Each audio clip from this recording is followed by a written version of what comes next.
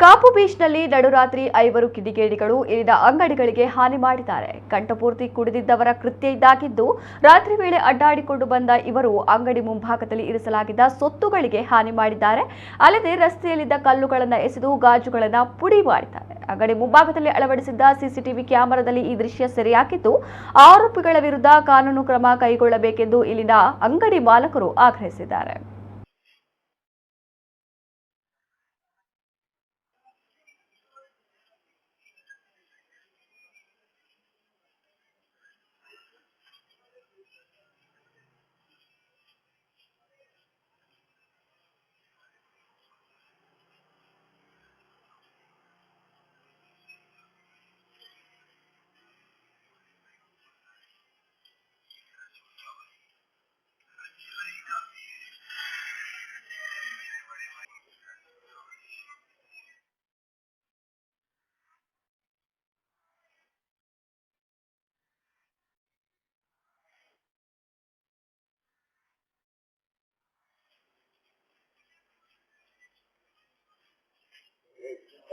Ana móvil, ¿dónde está?